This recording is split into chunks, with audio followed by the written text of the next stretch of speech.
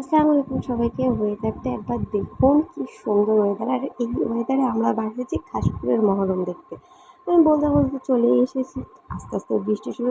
ভিড়ের চোটে কেউ কোথাও দাঁড়ানোর জায়গা পাচ্ছে না, সব যে যার মতো ছোটাছুটি করছে। আর হ্যাঁ, এটাই হচ্ছে যে সেই মাজার বা দরগা যেখানে এসে তাজিয়া দাঁড়াবে। মহরম হচ্ছে একটি পবিত্র আরবি মাসের নাম, আর এই মাস ঐতিহাসিক ঘটনার সাক্ষী নিয়ে রয়েছে। কী সাক্ষী নিয়ে রয়েছেন সেটা অনেকেই জানেন, আর যারা জানে না তারা গুগল সার্চ করতে পারেন, কারণ ভিডিওর মধ্যে এত কিছু বলা সম্ভব হয়ে উঠছে না।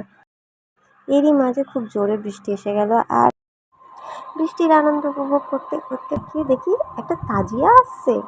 হ্যাঁ, এটাই তাজিয়া। আর এটাই দাঁড়াবে ওই দরগার সামনে, যেটা আমি আগে দেখিয়েছি।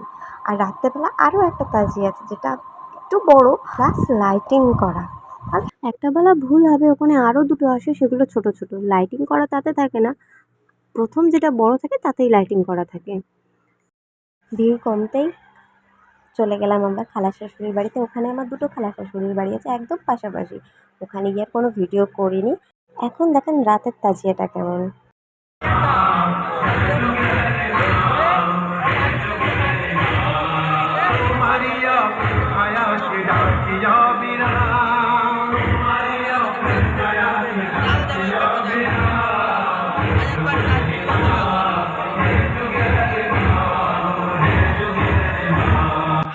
এখানে যে এত ভিড়, এত লোকের ভিড়, মানে রাস্তায় পা গলানোর জায়গা নেই।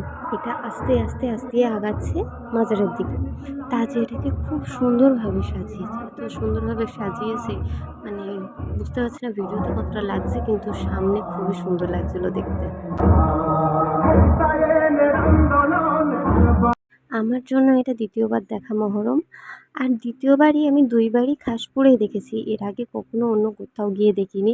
আমার জন্য তো একটু আলাদা টাইপের, মানে মনের মধ্যে কেমন একটা বলছিল, ফিলটা কেমন বোঝাতে পারবো না। যাই হোক, আমারকে আপনারা কমেন্ট করে জানাবেন যে কেমন লাগলো ভিডিওটা, বা কী ত্রুটি রয়েছে যেটা আমি শুধরাতে পারবো। আর যারা যারা দেখেছেন তাদের সকলকেই বলছি অনেক ধন্যবাদ। আমার চ্যানেলটাকে লাইক আর সাবস্ক্রাইব করে দেবেন।